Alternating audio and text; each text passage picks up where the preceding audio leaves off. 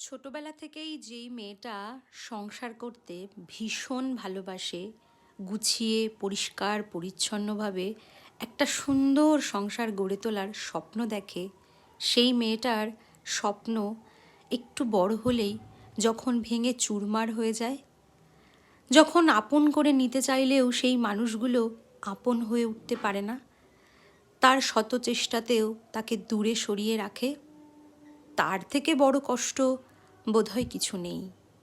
বারবার চেষ্টা করার পরেও 20টা বছর পার হয়ে যায় সেই মেয়েটার একটা সংসারে আপন করে নেয়ার লড়াইতে, কিন্তু অবশেষে ব্যর্থ।